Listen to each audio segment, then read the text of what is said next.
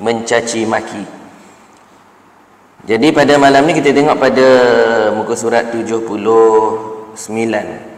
Kita berada di bawah fasal perbahasan berkaitan dengan bagaimana kita nak merawat penyakit yang jenis mulut suka maki orang ni. Bagaimana kita nak merawat. Pada pertemuan yang lepas kita telah melihat akibat bagi mereka yang terkena penyakit ini, penyakit suka maki hamun, yang mencaci maki ini. Jadi pada malam ni kita nak tengok berkaitan dengan bagaimana kita nak merawat penyakit mencaci maki. Penyakit ni kita kena rawat. Kerana penyakit ini dia tak nampak tapi dia berada di dalam hati kita. Kita sakit fizikal kita rawat, betul. Kita jatuh, tersereliur, kita sakit tangan, sakit dada, sakit pinggang, kita cepat pergi klinik, pergi hospital. Sebab apa dia? Nak cari ubat. Laju je kita cari ubat. Tapi penyakit hati, adakah kita secepat sebagaimana sakit fizikal kita? Ini persoalan. Sebab itu kita mengaji pada bab ini, mengenali tentang penyakit-penyakit hati ini. Mudah-mudahan bila mana kita perasan ada sahaja penyakit ni dalam hati aku, cepat-cepat kita rawat. Cepat-cepat kita berubat. Mudah-mudahan dengan berubatnya penyakit-penyakit hati ini, mudah-mudahan hati kita ini termasuk di dalam firman Allah Subhanahu wa taala, illa man atallaha biqalbin salim. Orang yang sampai kepada Allah Subhanahu wa taala iaitu adalah mereka yang qalbun salim, hati yang baik, hati yang sejahtera, hati yang selamat. Sebab itu kita mengaji tasawuf. Kerana tasawuf ini kata ulama apa dia tuan-tuan? Huduru disebutkan oleh Imam Al-Ghazali rahimahullahu taala anhu, apa yang didefinisikan, apa yang ditakrifkan dengan tasawuf tersebut. Tasawuf ini iaitu adalah dengan kita al-ubudiyah bil-zahirah wal-batinah, iaitu adalah dengan setiap saat, setiap masa ini kita merasakan diri kita ni adalah sebagai hamba Allah Subhanahu wa taala. Zahiriyah, sama ada yang zahir ataupun yang batin. Ma'ahuduril qalbi ma'allah, disertai dengan hati ini senantiasa merasai Allah. Dengan kehadiran Allah. Sebab itu kita mengaji tasawuf. Ini di antara jalan-jalan kita nak tengok rawatan-rawatan untuk kita mengubati hati kita. Baik, jadi kita tengok pada muka surat 79. Tuan-tuan, ayah, ibu yang ada kitab, tengok pada muka surat 79. Kita tengok cara rawatan yang kedua. Betul di situ tuan-tuan? Setakat catatan saya, last kali pertemuan kita pada 28 Julai. Lama juga tuan-tuan. Bulan Ogos, September. Bukan ponteng, tak sempat nak datang tuan-tuan. Dia time bekerja ni susah sikit tuan-tuan. Office dekat dengan rumah, kita balik rumah dulu dengan ambil anak sekolah, habis semua. Kadang-kadang tak sempat, jalan saya daripada Meru kadang petang-petang waktu kerja jalan jam sikit. Jadi kadang-kadang sangkut dalam jam, tak sempat nak datang. Hari ni alhamdulillah Allah beri peluang boleh sampai, alhamdulillah tuan-tuan. Jadi insya-Allah pada malam ni tuan-tuan, 2 bulan kita tak bersama. Jadi pada malam ni kita sambung pada muka surat 79, cara rawatan yang kedua. Rawatan perbuatan mencaci maki. Baik, qala al-musannif hafizahullahu taala wa nafa'ana bi ulumihi wa bi kitabihi fid darain amin. Baik, rawatan yang kedua, bagaimana kita nak mengubati penyakit mencaci maki. Yang kedua iaitu adalah dengan menjauhi sifat suka mencaci maki sesama muslim. Ini yang kedua. Pada yang pertama kita dah baca selesai, iaitu adalah dengan berkata dengan kata-kata yang baik, kata-kata yang lembut, kata-kata yang orang jadi senang dengan kita. Ini yang kita dah bahas pada pertemuan yang lepas. Jadi pada malam ni tengok yang kedua, iaitu kata muallif, dengan menjauhi sifat suka mencaci maki sesama muslim. Ini sebagaimana firman Allah Subhanahu wa taala di dalam surah Al-An'am ayat 108. Wala tasubbul ladzina yad'una min dunillah fayasubbullaha adwan bighairi ilm. Dan janganlah kamu ni siapa dia? Merujuk kepada kita orang beriman. Janganlah kamu wahai orang-orang yang beriman mencaci maki mereka yang menyembah selain daripada Allah Subhanahu wa taala, agar mereka tidak pula mencaci maki Allah dengan melampaui batas tanpa pengetahuan mereka. Baik, dalil ini dibawa oleh muallif hafizahullahu taala anhu, iaitu adalah sebagai salah satu daripada perintah Allah Subhanahu wa taala. Kalau mulut rasa nak maki hamun, rasa nak mengutuk orang, tahan sekejap. Kerana ayat ini bukan sekadar sesama orang Islam, orang beriman sahaja larangan untuk kita maki hamun, bahkan kepada sembahan-sembahan selain daripada Allah Subhanahu wa taala pun kita tak boleh nak maki. Ya, ayat ini dia ada dua perintah tuan-tuan. Ni surah Al-An'am ayat 108 ini dia ada dua perintah daripada Allah Subhanahu wa taala. Iaitu apa dia? Larangan kepada kita mengejek-ngejek ataupun memberikan gelaran-gelaran yang buruk kepada siapa dia? Dua. Yang pertama iaitu adalah kepada mereka yang menyembah selain daripada Allah Subhanahu wa taala. Siapa dia? Orang kafir. Orang kafir pun kita tak boleh nak mengejek. Bukan sekadar orang bukan Islam, bahkan orang yang kafir, orang yang bukan Islam ini pun kita dilarang untuk kita maki hamun dia. Tak boleh kita mengejek dia. Larangan yang pertama, orang yang menyembah. Kemudian larangan yang kedua iaitu adalah yang disembah. Maksudnya apa dia? Patung-patung pun kita tak boleh sembah, pun kita tak boleh nak mengutuk, pun kita tak boleh nak mengejek. Ini larangan daripada Allah Subhanahu wa taala, tak boleh. Tuan-tuan yang dirahmati Allah Subhanahu wa taala, marah macam mana pun tak boleh mengejek. Mengejek itu termasuk dosa kecil, dosa besar tuan-tuan, dosa besar. Walaupun kepada selain daripada orang Islam, kepada orang kafir ni, mengeji, mengutuk, memberikan gelaran-gelaran ataupun gambaran-gambaran yang buruk, hukum dia berdosa. Kita mengaji, kita kena amal tuan-tuan. Ya, ni baru-baru ni ada sambutan, inilah perayaan agama di Bali ni tuan-tuan, orang Hindu kita ni. Kadang-kadang kita ada dengar mulut-mulut yang saya pun ada kadang-kadang kawan ni, kadang-kadang cuti, kadang jam. Sebab apa dia? Duk berharap tengah jalan. Kadang-kadang keluar ada mulut yang tak apa nak cantik. Masalah betul geng-geng kicap ni. Tuan-tuan mesti dengar. Geng-geng kicap pun tak baik sebut macam tu. Ni larangan daripada Allah SWT. Faham ke maksud tuan-tuan? Ya, ni geng-geng lembu ni. Dia bercakap macam tu.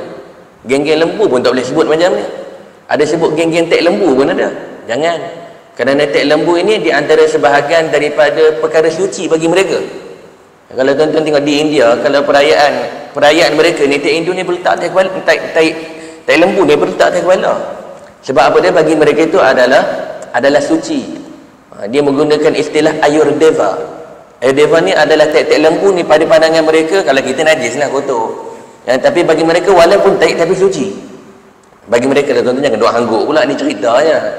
Maksudnya yang nak cerita di sini jangan kita duk maki ni geng tek lembu lah ni, jangan. Tak baik macam tu. Salah ke sebut macam tu? Dia bukan orang Islam. Tak boleh, bukan orang Islam pun kita tak boleh maki dia. Ya, tuan-tuan yang dirahmati Allah Subhanahu wa taala, ni larangan daripada Allah Subhanahu wa taala. Dua perintah tadi, tak boleh maki orang yang sembah selain daripada Allah Subhanahu wa taala, orang kafir lah. Begitu juga tak boleh maki apa yang mereka sembah. Sebab tu kalau kita baca sirah baginda Nabi SAW, Nabi pun kalau kita baca sirah Nabi tak pernah maki hamun berhala. Tuan-tuan biasa dengar ataupun biasa baca sirah Nabi SAW, Nabi maki berhala-berhala yang berada di sekeliling Kaabah. Pernah dengar tuan-tuan? Tak pernah dengar. Melainkan Nabi sebut apa dia? Nabi sebut apa yang kamu buat ni benda yang salah, benda yang tak betul. Lembut perkataan Nabi, tegur mereka ni yang buat syirik kepada Allah Subhanahu wa taala. Tidak ada satu riwayat, tidak ada satu kitab sirah yang menceritakan baginda Nabi SAW memaki sembahan berhala-berhala musyrikin Mekah. Tuan-tuan yang dirahmati Allah Subhanahu wa taala, ini dua larangan daripada Allah Subhanahu wa taala kepada kita sebagai satu peringatan. Jadi ayat ni mengingatkan kepada kita tuan-tuan yang disayangi sekalian, ingat, bukan sekadar tak boleh maki sesama orang Islam, bahkan dengan orang kafir pun kita tak boleh nak maki. Begitu juga dengan sembahan mereka pun kita tak boleh perli, tak boleh kita menyindir. Ya. Kerana itu kalau nak berdakwah lah, tapi jangan dengan cara maki hamun, tak boleh. Dengan cara menyindir, tak boleh tuan-tuan. Ini perintah daripada Allah Subhanahu wa taala. Begitu juga sabda Nabi SAW, anhaka an tashtum muslima ta'siya imaman adila. Hadis rawahu Abu Nuaim daripada Sayyidina Muaz bin Jabal. Artinya, aku kata Nabi SAW melarang kamu mencaci maki orang-orang Islam ataupun kamu menderhakai imam yang adil. Hadis ini pun ada dua perintah. Perintah yang pertama iaitu adalah tak boleh kita memaki. Maki ni apa dia tuan-tuan? Mencaci maki. Tuan-tuan, apa yang tuan-tuan faham maki hamun ni? Tuan-tuan, apa yang dimaksud maki hamun ni? Maki hamun ni iaitu adalah satu perkataan, satu ucapan yang bila kita bercakap, orang jadi terasa dengan kita. Orang rasa terhina dengan ucapan tersebut, walaupun dia tak menggunakan perkataan dengan izin bodoh, bingung, itu memang maki lah. Walaupun dia tak menggunakan perkataan tersebut, dia hanya menggunakan perkataan-perkataan yang menyindir, perkataan-perkataan yang bila dia bercakap dia terasa hati, itu pun termasuk di antara maki hamun. Tuan-tuan, maki hamun tu bukan sekadar perkataan-perkataan yang kasar, perkataan-perkataan yang kesat, perkataan-perkataan yang buruk. Apa-apa sahaja perkataan yang boleh kita rasa kalau aku sebut benda macam tu, orang terasa hati dengan aku, itu maki hamun. Benda yang menyebabkan saudara kita bersedih dengan perkataan-perkataan tersebut, tak boleh. Tuan-tuan, ini termasuk di antara yang disebutkan sebagai mencaci maki, walaupun dia tak menggunakan kalimah maki hamun. Sebagaimana saya sebut pada pertemuan yang lepas, contoh-contoh di antara perkataan-perkataan maki hamun yang digunakan oleh masyarakat kita banyak, betul tuan-tuan. Di antaranya binatang yang paling terkenal babi, baru apa lagi yang selalu orang maki? Tuan-tuan selalu maki pakai perkataan apa? Macam-macam lah. Kalau orang politik dia ada guna perkataan apa tuan-tuan? Walanun. Ni orang politik bergaduh. Orang bergaduh dia pun nak sindir satu di antara satu sama lain. Ni gen walaun. Ni gen walanun. Lebih kurang bunyi macam sama tuan-tuan. Perkataan-perkataan macam ni. Walaupun tu perkataan sebenarnya bukan perkataan maki hamun, tapi dia perkataan sebenarnya. Kita mengaji ni sebaiknya kita elak lah tuan-tuan. Saya tahu tuan-tuan di sini pelbagai aliran politik. Sebaiknya elak perkataan-perkataan yang boleh menyebabkan saudara kita ni berasa hati dengan perkataan-perkataan tersebut. Sebagai contoh walaun. Walaun tu tahu tak tuan-tuan, dia adalah perkataan daripada kalimah di dalam Al-Quran. Allah Subhanahu wa taala menggunakan kalimah al-wala itu banyak di dalam Al-Quran. Allahu waliyul ladzina amanu yukhrijuhum minaz zulumati ilan nur. Allahu waliyul mu'minin. Wali tu kalimah wali tu dia benar kalimah wala. Wala tu sebenarnya adalah kalimah Al-Quran. Dia adalah merujuk kepada orang yang taat setia, orang yang taat kepada perintah Allah Subhanahu wa taala, perintah Rasulullah sallallahu alaihi wasallam. Wala. Tapi orang kita tak tahulah, dia main ayat tersebut dia sandarkan kepada musuh politik dia. Ni kan walaun lah. Baiknya elakkanlah benda-benda macam ni tuan-tuan. Jangan sebutlah perkataan-perkataan macam tu. Itu perkataan yang Allah guna dalam Al-Quran. Begitu juga dengan walanun. Merujuk pada PM kita, abang non lah. Walanun, orang yang taat pada PM kita lah. Dia duduk sindir. Perkataan-perkataan ni kita mengaji, janganlah tuan-tuan. Jangan kita gunakan kalimah-kalimah yang menyebabkan saudara-saudara kita berasa hati dengan kita. Boleh tuan-tuan? Kau dah biasa guna dah. Tuan-tuan, janganlah guna perkataan-perkataan macam tu. Mengaji kita macam mana pun tuan-tuan, jangan guna perkataan-perkataan, jangan menggunakan perkataan-perkataan tersebut. Boleh tuan-tuan? Perkataan-perkataan ni sebaiknya kita elakkan. Termasuk juga apa-apa sahaja perkara yang boleh menyakitkan hati-hati saudara kita, walaupun dengan sindiran, walaupun dengan kiasan, sebaiknya kalau boleh kita elakkan. Boleh tuan-tuan yang dirahmati Allah Subhanahu wa taala. Kalau kita tengok di dalam hadis baginda Nabi SAW, Nabi SAW, kalau tuan-tuan biasa dengar kisah yang mana sahabat baginda Nabi SAW, hadis ini diriwayatkan oleh Imam Tabrani, yang mana baginda Nabi SAW, kisah sahabat ketika mana duduk dalam majlis baginda Nabi SAW, sahabat tu kentut. Sahabat tu terkentut. kuliah maghrib tu. Sebagai contoh, nak tunggu isyak ni, mereka ada satu majlis dengan Nabi SAW. Para sahabat ni duduk dengan Nabi. Jadi tengah duduk dengan Nabi SAW ni, ada salah seorang sahabat ni, dia buang angin. Dia buang angin. Jadi bila mana buang angin ni, para sahabat ni mengaji, bahkan dalam riwayat sebut Nabi pun jadi tak selesa. Pakat bau. Sebab apa dia? Disebutkan dalam riwayat, sebelum mereka datang ke masjid ni, mereka ada satu majlis makan. Ada seorang sahabat ni panggil lah orang masjid pergi makan, dan dihidangkan daging unta. Daging unta, kalau tuan-tuan biasa makan daging unta. Daging unta ni panas. Dan bila mana dia makan, lama sikit kalau kita membuang tu, bau dia agak teruk jugalah baunya. Bau daging unta ni, bila dah diproses dalam perut ni. Jadi ada sahabat ni tengah dalam majlis Nabi SAW, dia membuang. Menyebabkan para sahabat ni, di antara satu sama lain ni, dia tengok siapa yang duk kentut, siapa nak bangun mengambil uduk ni, tapi seorang pun tak bangun. Sebab apa dia? Nak kena matilah yang bangun mengambil uduk tu, tapi seorang pun tak bangun. Yalah, siapa kentut? Benda yang memalukan. Kentut ni dia adalah satu yang memalukan. Kalau tuan-tuan kentut, tuan-tuan ni tak ada rasa malu, maksudnya tuan-tuan dah hilanglah urat malu tu. Sebab tu ni kentut ni kita kena ada rasa malu.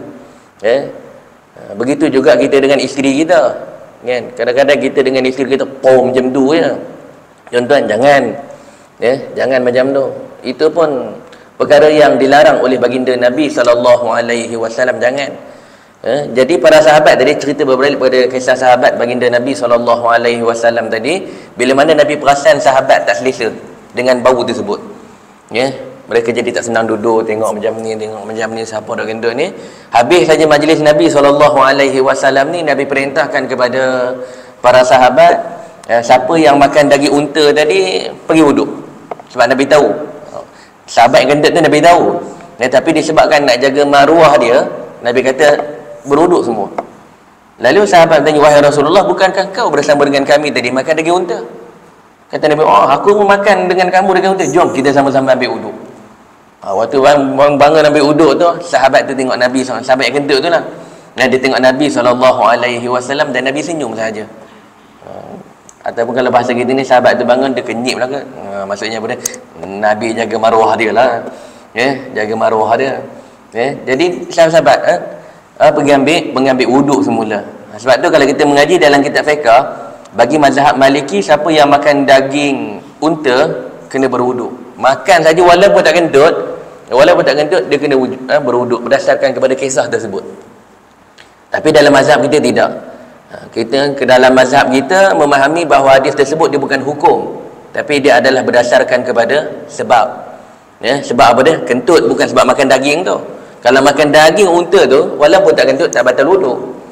Tapi sebab apa Nabi perintah berwuduk adalah kerana apa dia?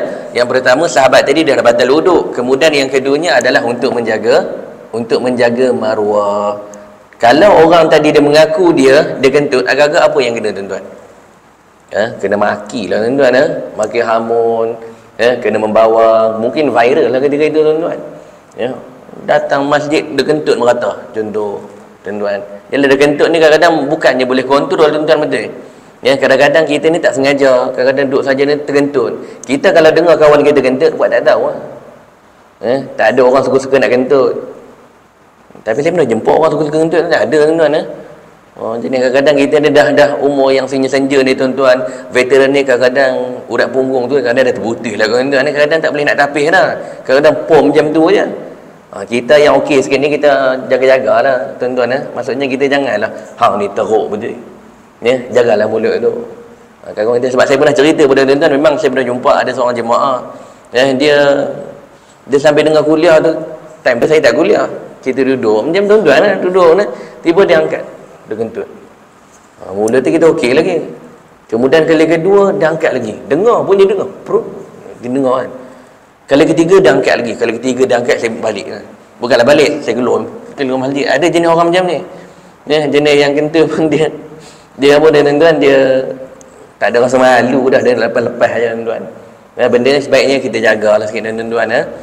Sehingga kata Sayyidatina Aisyah radhiyallahu anha, yang mana baginda Nabi SAW bersabda, kata Sayyidatina Aisyah, naha Rasulullah sallallahu alaihi wasallam 'anil dhahiki min at-tartah. Sesungguhnya baginda Nabi sallallahu alaihi wasallam pernah mengingatkan kepada kami ni, jangan ketawa orang yang kentut. Orang yang kentut ni pun jangan ketawa. Maksudnya apa dia? Kalau kita tawa, kita sebagai contoh kita kentut, orang ketawa, apa kita rasa? Malu, betul tuan-tuan? Ya, kita rasa kita rasa terhina. Orang duk gelak dengan kita, orang menghina, macam kita dihina lah. Padahal kentut. Sehingga Nabi SAW, ada seorang sahabat kentut ni, Nabi bertanya kepada para sahabat yang duk gelak-gelak ni, ya, kamu tak pernah kentut ke? Pernah kentut, tapi dah sahabat tu dah nak jadi cerita, dia dah terkentut. Bukannya saya saja nak kentut, dah tak sengaja terkentut. Jadi kata Nabi SAW, kamu tak pernah kentut ke? Ya? Jadi bila mana dengar satu aib daripada saudara kita ni, kita diam. Ya? Jangan kita viralkan, jangan kita ceritakan. Kerana apa dia? Dia boleh mengundang maki hamun ini. Ini di antara jalan kita nak menutup aib saudara kita. Boleh tuan-tuan ya? Tapi itulah tuan-tuan, saya sebut pada malam ni tuan-tuan, cabaran kita hari ni, banyak masyarakat kita ni dah hilang dah urat putih dah. Malu ni dia dah hilang dah. Hilang dah. Kalau tuan-tuan tengok di Facebook tuan-tuan, hari ni kalau cerita bab rumah tangga, bab kentut ni pun banyak juga.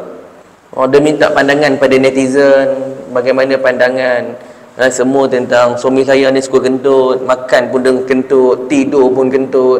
Dia cerita ke orang. Hai rumah tangga ni. Tuan-tuan, tu baru satu cerita lah. Dia banyak cerita lagi, tu tak cerita dalam selimut lagi. Semua nak cerita ke orang. Ni cabaran kita hari ni, masyarakat kita hari ni tuan-tuan. Sampai bab rumah tangga pun nak mengaibkan di antara suami dan juga isteri. Mudah-mudahan Allah Subhanahu Wa Taala lindunglah kita.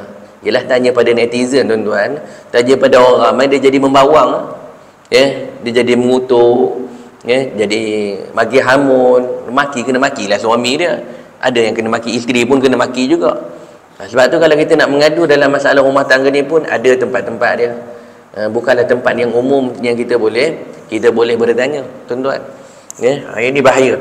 Tuan-tuan yang dirahmati Allah Subhanahu Wa Taala, maksudnya apa dia tuan-tuan? Jalan nak bawa kepada dosa ni cukup mudah. Zaman kita hari ni boleh tuan-tuan? Ini yang disebutkan dan juga diperingatkan oleh baginda Nabi SAW tentang larangan memaki hamun. Bila ada larangan, bermaksud siapa yang buat dia akan jatuh kepada dosa besar, dan dia bukan dosa yang kecil.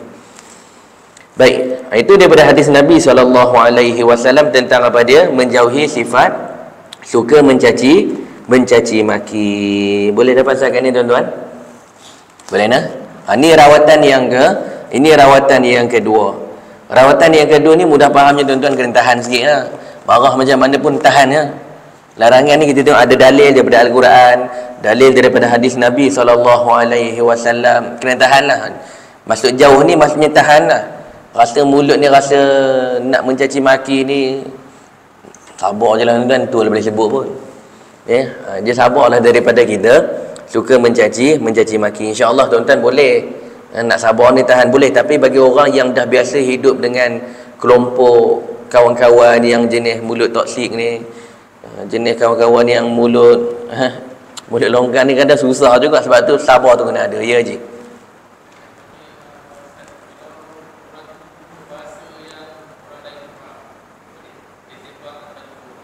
Baik.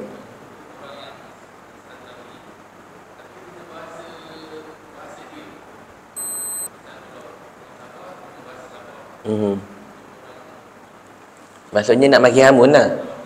Nak maki hamun tapi pakai double meaning ke pakai bahasa dia? Kita tak faham. Itu pun tak boleh juga.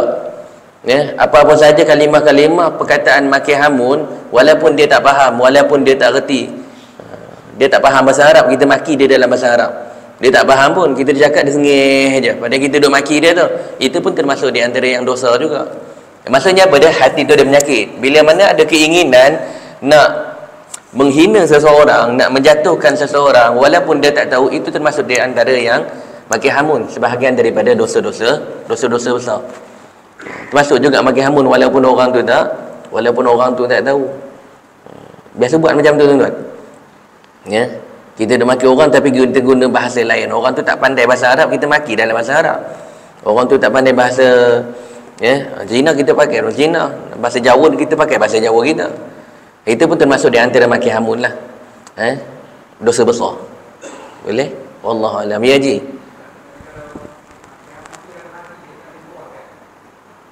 Maki hamun di dalam dan roh hati tak diluahkan, itu tak berdosa. Tak dosa.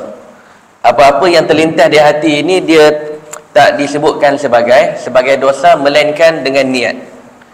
Dengan niat. Dalam bab tasawuf ini dia banyak membicarakan berkaitan dengan permasalahan hati. Termasuk macam Haji sebut tadi, dia ada lintasan hati. Lintasan hati tu sekejap je. Masa masuk ni dalam masjid tu, nampak kawan tu seorang jemaah tu jongang. Dalam hati jongangnya dia, tapi tak sebut mulut. Dalam hati jongangnya dia, capangnya telinga dia, tapi kita tak sebut. Dia lintasan saja. Dosa ke tidak? Tak dosa. Melainkan dia luah di mulut. Pasal mulut yang jongang. Itu dosa lah. Sebagaimana saya sebut pada tuan-tuan, ni jadi panjang pula tuan-tuan. Macam soalan haji tu, lintasan yang ada di dalam hati ni dia ada 5. Yang pertama disebutkan sebagai hajisun, khatirun, hadisun nafsi. Yang keempat disebutkan sebagai hammun. Kemudian yang kelima disebutkan sebagai azmun. 5 lintasan hati ni dibahaskan oleh ulama. Dan ini bukan niat. Niat ni apa dia? Lintasan hati yang disertai dengan perbuatan. Itu baru niat.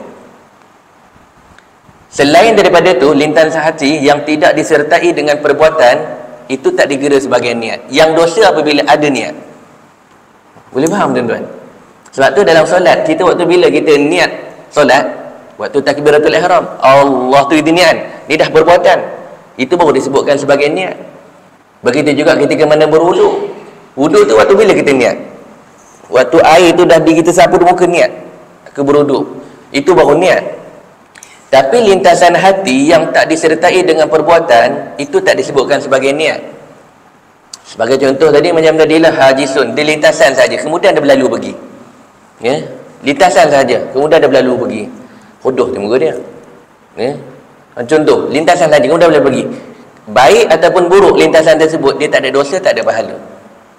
Ini yang pertama hajisun. Kemudian yang kedua disebutkan sebagai khatirun. Khatirun ni dia lintas, kemudian dia berlega-lega di hati. Dia memikir berkaitan dengan perkara tersebut. Kenapa gigi dia 2 terkeluar ke depan? Dia jatuh ke? Aksiden ke? Dia berlega-lega.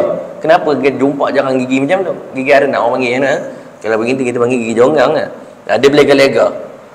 Apa yang berlega-lega, lintasan baik ataupun buruk, dia tak ada dosa, tak ada pahala. Walaupun benda tu buruk. 2. Kemudian yang ketiga disebutkan sebagai hadisun nafsi. Hadisun nafsi, dia lintasan hati, kemudian dia berbincang-bincang, dia bermusyawarah. Musyawarah ke? Dia macam seolah-olah macam, contohlah, tadi kita nak main masjid. Bini pesan pada kita, bang nanti balik isyak nanti beli roti canai.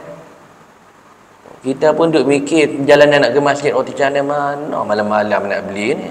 Nak pergi mamak boykot. Contoh tuan-tuan duk dengar kuliah pun mana nak pergi namanya cepaka. Nak duk fikir. Dia tak bercakap, tapi benda tu duk tuan-tuan biasa lah kot. Dia duk bincang-bincang mana nak beli ni. Itu disebutkan hadisun nafsi, lintasan juga. Lintasan hati, tapi benda tu tak berlaku lagi, pun tak dikira sebagai niat. Kemudian yang keempat disebutkan sebagai hammun. Hammun ni kecenderungan nak buat benda tu, tapi tak buat lagi. Kalau buat, hammun ini cenderung, kita sebut cenderung hammun ini iaitu adalah cenderung lebih kurang 70%. Cenderung memang nak buat ni. Lepas isyak nanti nak buat bang dia, contoh. Lepas isyak nanti nak buat witir dekat masjid, tak nak buat kat rumah. Takut tak buat nanti, nak buat. Jadi cerita habis solat isyak sakit perut. Sakit perut nak habis lepas semua, malas pula nak ambil wuduk. Dia turun balik. Dapat tak dia pahala witir kalau dia niat nak buat witir? Dapat. Dia dapat pahala witir sebab dia ada cenderung hammun, tapi dia tak buat lagi. Hammun ini kalau niat kalau lintasan tersebut baik, dapat pahala. Kalau lintasan tu buruk, tak dapat dosa. 4. Kemudian yang kelima disebutkan sebagai azam. Lintasan hati ni iaitu adalah azam. Azam ni apa dia? 100% aku nak buat. Aku jumpa dia ni, aku dah sepak dia. Memang betul dia, memang geram tu dengan dia ni. Contohlah. Nak jadi cerita dia tak boleh main masjid malam tu. Contohlah nak jumpa jemaah ni sebab apa dia? Imam macam panjang sangat. Geram dengan tu imam ni. Contohlah. Nak pukul tuan imam ni, azam. Nak jadi cerita akhirnya dia tak sampai masjid. Dapat tak dosa? Dapat. Dia dapat dosa. Sebab apa dia? Azam ni 100% dia nak buat. Ni lintasan hati panjang juga perbahasan ni tuan-tuan dalam kitab tasawuf. Cuma dia nak membezakan di antara niat dan juga yang bukan niat ini.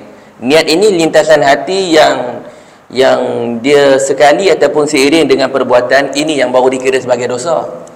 Ada yang lintasan hati ni tapi tak diiringi dengan perbuatan, dia tak dikira sebagai dosa. Saya kira itu jawapan kepada Haji lah yang tanya tadi, bila mana macam lintasan dalam hati saja nak maki tapi dia lintas hati saja, itu tak dikira sebagai dosa.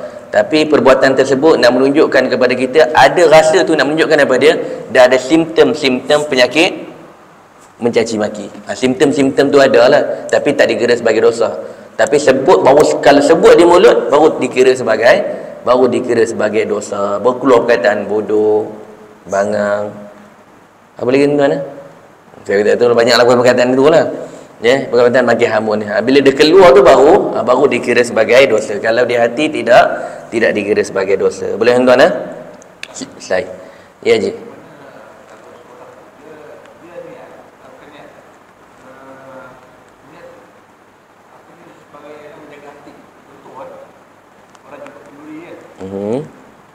Tapi dia memang tak boleh tahu. Jadi dia cuba jawab insya-Allah. Kalau dia tak boleh tahu, minat dekat hati tu. Dia berkata. Maksudnya pada hukum di situ. Hukum tak datang ke macam mana? Dia niat dia jaga hati, bukan niat tak datang. Niat ni nak jaga hati memang tak. Sebenarnya perkataan ucapan insya-Allah itu adalah 100% yakin. Itu sepatutnya. InsyaAllah tu yakin 100% boleh datang. Tapi andai kata tak datang, itu takdir Tuhan lah. Itu ucapan insyaAllah ni pada pasti boleh datang, insyaAllah tu. Tapi orang Melayu kita dia salah gunakan kalimah tersebut. InsyaAllah tu macam tadilah, nak mengelak ataupun nak jaga hati, jadi menyalahgunakan kalimah insyaAllah tu. InsyaAllah ni dia termasuk di antara azam saya sebut tadi. Termasuk di antara azam. Azam tersebut kalau baik dapat pahala, kalau buruk dapat dosa walaupun dia tak buat lagi. InsyaAllah tu dia termasuk lintasan yang berbentuk azam. Tuan-tuan boleh faham tak boleh faham azam? Saya sebut istilah-istilah ni. Boleh azam ini dia lintasan hati, dia tak berlaku lagi. Tapi kalau azam tu 100% aku mesti nak buat. InsyaAllah termasuk daripada lintasan di dalam hati yang berbentuk azam. Siapa yang menyebut insya-Allah tapi dalam keadaan dia memang tak nak pergi, itu dosa. Itu itu adalah berdosa. Sebab pada insya-Allah adalah azam. Bersungguh-sungguh tapi dia tak nak pergi. Tapi kalau tak dapat pergi tuan-tuan, susah cakap apa dia. Cakaplah minta maaf. Saya ada urusan, saya doakan mudah-mudahan Allah Subhanahu Wa Taala permudahkan urusan, Allah murahkan rezeki, Allah berikan keberkatan. Sebab macam tu jadilah. Sebab tu kalimah insya-Allah ni kena guna pada tempat dia. Sebab dia termasuk di antara lintasan yang berbentuk azam. Aku boleh buat. Tapi kalau takdir Tuhan, anak sakit, terpaksa bawa ke hospital, nak macam mana, itu insya-Allah. Insya-Allah ni adalah boleh buat. Boleh Haji. Jadi kepada jawapan pada Haji tadi, disebutkan insya-Allah sepatutnya dia boleh datang, tapi dia mengelak tak nak datang. Itu termasuk di antara dosa. Tapi bukanlah dosa besar, tapi dia termasuk di antara dosa-dosa kecil. Boleh tuan? Boleh? Baik, selesai. Baik, kemudian seterusnya yang ketiga.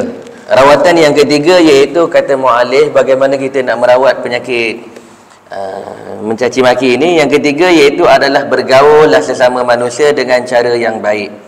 Ini sebagaimana sabda Nabi SAW, ittaqillaha haitsu ma kunt wa atbi'is sayyi'atal hasanata tamhuha wa khaliqin nasa bi khuluqin hasan. Hadis rawahu Ahmad. Pesan Nabi SAW, bertakwalah kamu kepada Allah Subhanahu wa taala di mana sahaja kamu berada. Iringilah perbuatan jahat dengan kebaikan, supaya kebaikan itu menghapuskan kejahatan, dan bergaullah manusia dengan akhlak-akhlak yang mulia, akhlak yang baik. Jadi yang ketiga kata muallif, bagaimana nak mengubati, nak merawat penyakit mencaci maki hamun ini, iaitu adalah dengan berakhlak mulia. Akhlak mulia ini disebutkan oleh Al-Imam Junaid Al-Baghdadi rahimahullahu ta'ala anhu, di antara salah satu daripada sifat yang kalau kita boleh buat tuan-tuan, akan menyebabkan kedudukan kita ni tinggi di sisi Allah Subhanahu wa taala. Akhlak mulia. Siapa tak suka? Semua orang suka, betul tuan-tuan. Hang Islam ke tak Islam ke, tapi perangai elok, perangai baik, semua orang suka. Betul tuan-tuan. Kalau kita sesama manusia kita suka, Allah lagi suka, Allah sayang.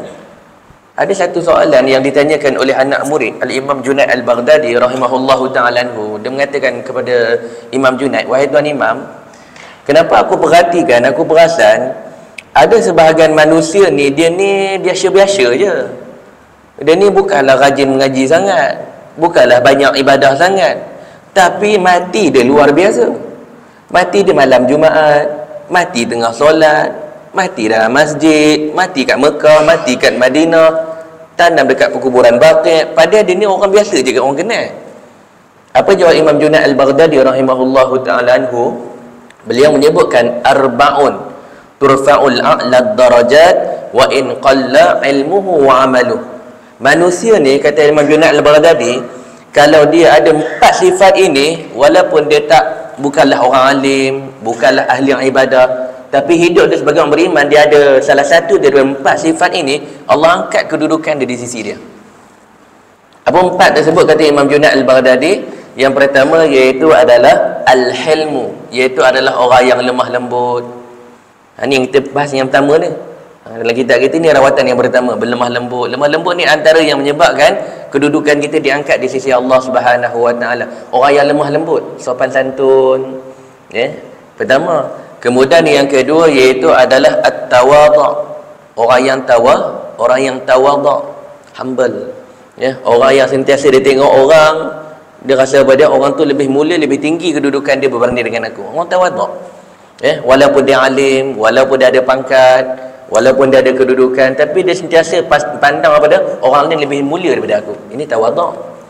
Dan mudah-mudahan Allah tanamkan sifat ni dalam diri kita. 2. Kemudian yang ketiganya iaitu adalah as-sakha'. Sakha' ni itu adalah orang yang hidup suka tolong orang. Tuan-tuan ada tak orang macam ni? Sini saya tak pastilah. Ada kadang-kadang dia ni mengaji memang tak pernah nampak muka pun. Solat pun jarang-jarang nampak di masjid. Tapi bab gotong royong dia nombor 1. Bab nak mengangkat jenazah, ada kematian, dia ada paling dahulu hidup urus orang jenazah ni. Ada tu orang macam ni? Ada, rajin tolong orang. Jenis orang macam ni ada. Orang macam ni walaupun tak banyak ibadah, walaupun tak banyak ilmu, kata Imam Junaid Al-Baghdadi, Allah angkat kedudukan dia. As-sakha', orang yang rajin bantu tolong orang ni. 3. Kemudian yang keempatnya husnul khuluq ni, husnul khuluq. Berakhlak mulia. Orang yang baik akhlak dia, orang suka dengan perangai dia, dia bercakap orang suka, perbuatan dia orang sedap, mata mandang, baik orang dia. Orang dia mati dalam keadaan walaupun dia tak alim, walaupun dia tak banyak ibadah dia, dia angkat kedudukan dia di sisi Allah Subhanahu wa taala. Sebab tu muallif mengingatkan dengan hadis Nabi ni, cara kita nak buang salah satu daripada sifat mencaci maki ni iaitu apa dia? Buat perangai baik. Akhlak yang baik. Boleh tak tuan-tuan? Apa itu akhlak yang baik tuan-tuan? Kita nak buat tu kita fikir dulu, orang suka tak suka? Orang suka tak suka? Kalau orang suka buat, kalau kita rasa benda tu orang tak suka, kita tinggalkan. Jangan buat. Boleh tuan-tuan? Kalau kita solat berjemaah, kita tengah solat, orang suka ke tak suka? Orang tak nampak anggur pun kan? Contoh lah tuan-tuan. Kan ada sikap jemaah kita ni, dia suka main angin. Suka main angin tuan-tuan. Kita fikirlah, kalau aku buat macam orang suka ke tak suka? Kalau benda tu orang tak suka, bermaksud akhlak tu tak baik. Kalau kita rasalah orang tu suka, maksudnya akhlak tu baik, sembuhlah banyak kali pun. Kalau kita rasa benda tu baik lah. Contoh tuan-tuan, sini tak ada tuan-tuan Benda ni kena jaga tuan-tuan kena jagalah benda ni. Walaupun kita angin banyak, angin banyak. Tapi benda ni kalau kita duduk dengan orang tak suka, baiknya kita tinggalkan. Itu bukan sebahagian daripada akhlak yang baik. Boleh tuan-tuan tapi saya cadangkanlah kalau tuan-tuan memang tak boleh nak mengelak sangatlah, sini tak ada. Sebab tu saya berani sebut. Kalau tuan-tuan rasa angin dia banyak sangat tak boleh, memang nak solat ni asyik nak keluar banyak pergerakan, asyik nak keluar angin saja, saya cadangkan kalau kita duduk dengan dalam saf, duduk dalam jemaah, dia akan menyakiti hati orang, mengganggu orang solat, hukum dia haram, dosa.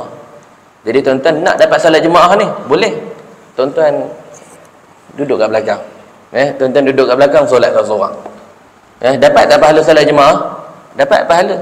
Cuma dia tak dapat pahala saf lah. Tapi mudah-mudahan dapat pahala saf sebagaimana disebutkan dalam hadis Nabi SAW, man taraka safful awal, barang siapa yang meninggalkan saf yang pertama, disebabkan apa dia? Disebabkan kalau aku duduk di situ aku menyakitkan orang, jadi dia duduk belakang. Mudah-mudahan Allah Subhanahu Wa Taala ganjari orang tersebut. Hadis ni riwayat Imam Ahmad. Mudah-mudahan Allah ganjari orang tersebut seolah dia dapat saf yang pertama. Cadangan saya lah tuan-tuan, ini bagi mereka yang datang ke masjid ni tak nak ganggu orang. Tak nak ganggu orang tu banyaklah, termasuklah kadang-kadang kita bawa anak-anak, cucu-cucu yang tahu dah main masjid ni, dia jadi apa dia tuan-tuan, dia jadi boboiboy. Kalau boboiboy seorang tak apa, ni sampai kuasa 5, melompat merata ganggu orang tuan-tuan, jadi dia solat dengan anak di belakang. Contoh, mudah-mudahan dia dapat pahala solat berjemaah, dapat pahala saf. Begitu juga orang datang ke masjid kadang-kadang tengah jogging, bersyuar lawan sebagai contoh, tengok dah azan maghrib awal pula 7 minit contohlah. Contoh awal pula nak pergi balik rumah, nak bersih nanti, tinggal solat jemaah, main solat juga tapi duduk belakang, peluh baru. Cadangan sajalah tuan-tuan. Termasuk dalam cerita bab angin tadi, bab angin tadi tuan-tuan, cadangan saya dah tuan-tuan. Orang tak suka benda tu, sebaiknya duduk di belakang. Boleh tuan-tuan cadangan tersebut? Cadangan ni boleh diterima dan boleh ditolak lah tuan-tuan, saya cadangkan je lah. Sebab nak cerita perbuatan tersebut dia bukan akhlak yang baik, orang tak suka. Jadi nak tahu akhlak tu baik ataupun tak baik, iaitu adalah bila mana kita buat orang semua suka. Kalau benda tu tak baik, bermaksud orang tak suka dengan perbuatan tersebut baik, sebaiknya kita tinggalkan. Boleh tuan-tuan? Habis itu yang ketiga. Baik, kemudian yang keempat kita bagi berhabis tuan-tuan. Kemudian yang keempat, rawatan yang keempat, iaitu adalah menjauhkan diri daripada bersikap bermusuhan dan juga pertengkaran, pertelingkahan. Ini yang keempat. Atau dalam arti kata lain, jauhilah daripada kawan-kawan ataupun tempat-tempat yang boleh membawa kepada permusuhan, pertelingkahan. Grup-grup yang banyak membawa, yang banyak maki hamun, tuan-tuan left je lah tuan-tuan. Grup-grup WhatsApp tu, grup-grup di Facebook tu yang banyak, yang geng-geng toksik ni lah tuan-tuan. Kerana ini boleh menjerumuskan kita kepada pertelingkahan. Tinggalkan. Termasuk juga dengan geng-geng yang suka duk bergaduh bid'ah, syirik ni, ini pun tinggal tuan-tuan. Ini pun suka buat bergaduh tuan-tuan. Sebab baru ni saya jumpa geng-geng macam ni tuan-tuan. Bukan jumpa, ada seorang sahabat cerita, tak tahulah bila mana dia dah masuk pada kumpulan tu, dia jadi ekstrim.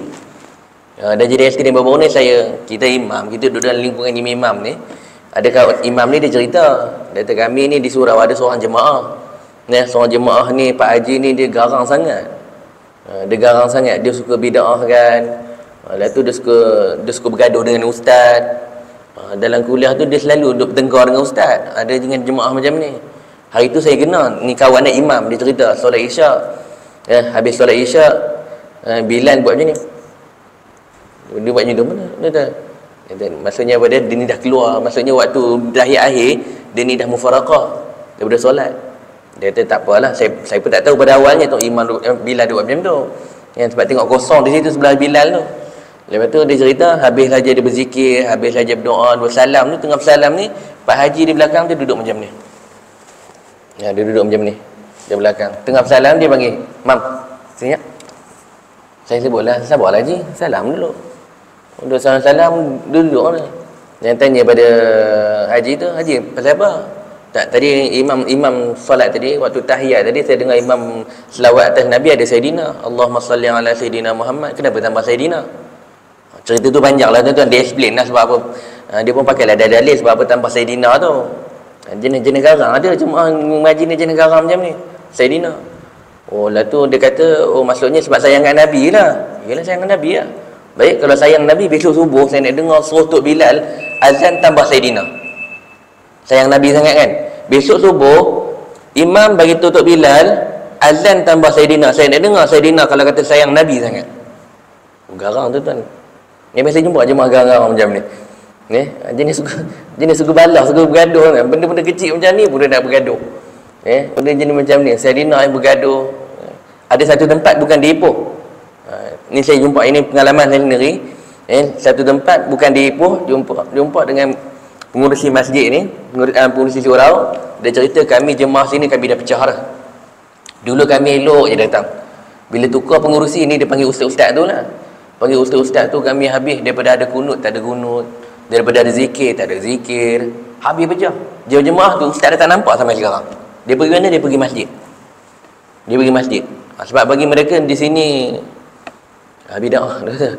Ada zikir lepas solat, atau ada kunut. Rupanya ada jenis macam ni tuan-tuan, duk bergaduh. Duk balah. Sebab tu saya pesan pada tuan-tuan, mana geng-geng, kumpulan-kumpulan yang suka duk balah, termasuk ustaz lah juga lah kot. Ustaz-ustaz yang suka duk balah, duk bergaduh, yang kasar bahasanya, tinggalkanlah tuan-tuan. Ini pun cadangan timbulan pada tuan-tuan lah.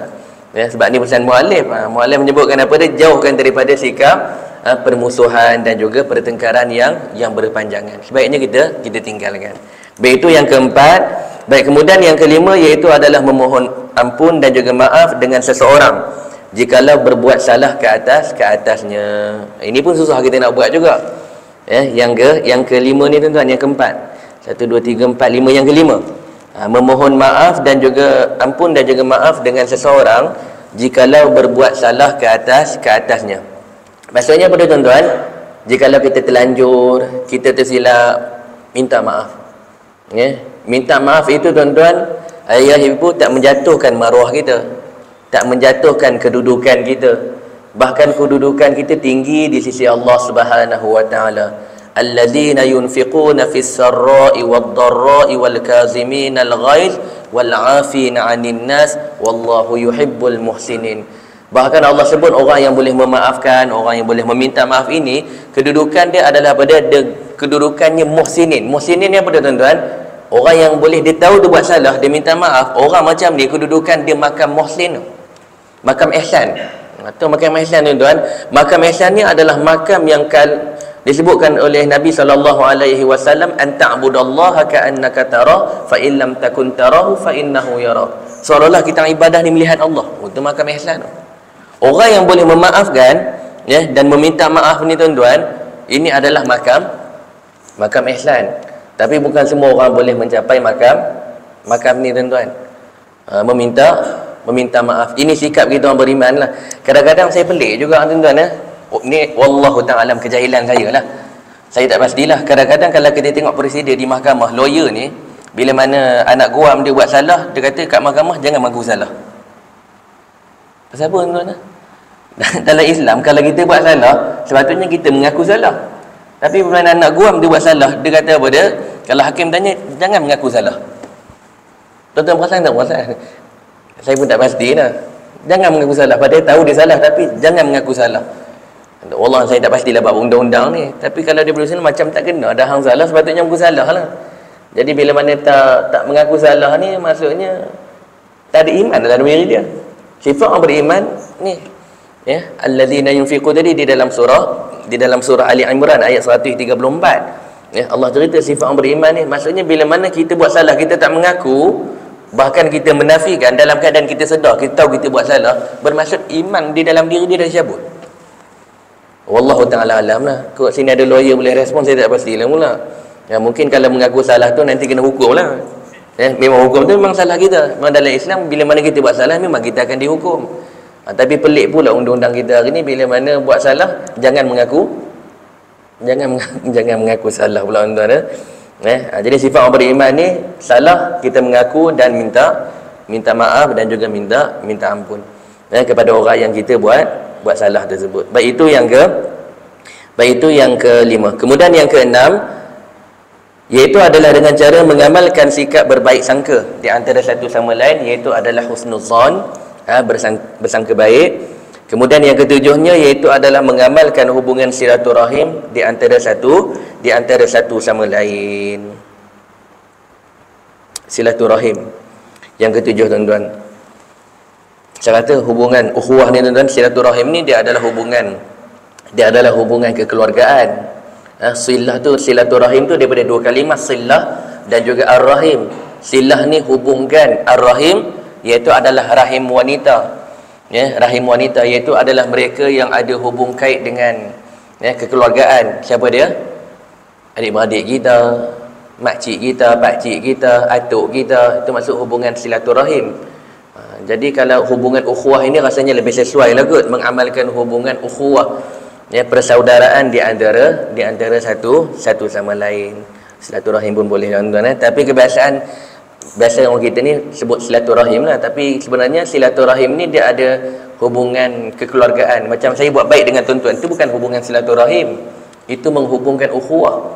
Tuan-tuan baik saya sama dengan kawan tuan-tuan makan lepas isyak, makan kat kedai makan sama-sama, itu bukan hubungan silaturahim, itu disebutkan sebagai menghubungkan ukhuwah. Itu kita kena bezakan di antara menghubungkan ukhuwah dan juga menghubungkan silaturahim.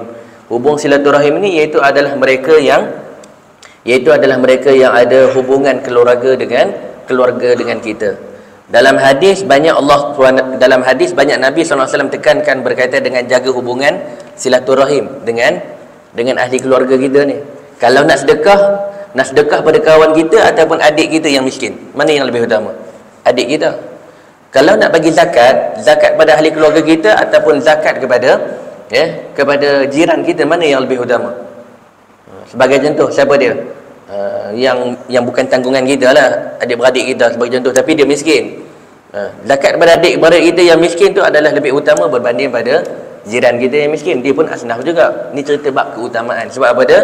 Perintah daripada agama supaya jaga terlebih dahulu hubungan kekeluargaan, berbanding dengan hubungan ukhuwah. Dua-dua kena jaga, tapi yang lebih utama adalah hubungan silaturahim.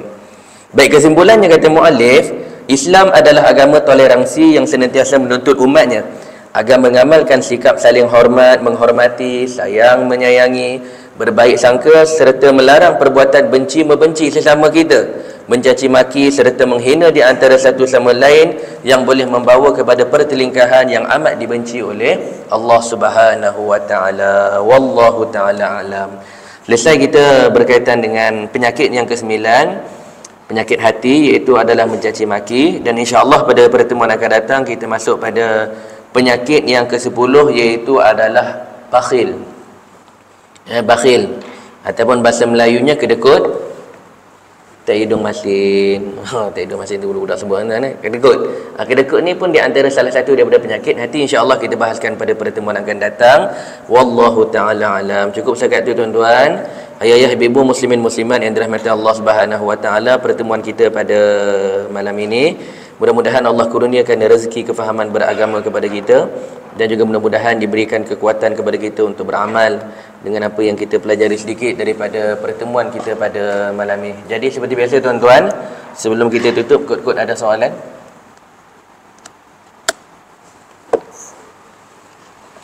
Selesai? Boleh nanti insya-Allah. Terima kasih atas kehadiran, perhatian serta jemputan. Jazakumullahu khairan jazak. Terima kasih banyak-banyak. Ana uhibbukum fillah. Saya sayang tuan-tuan, ayah-ayah, ibu kerana Allah Subhanahu wa taala.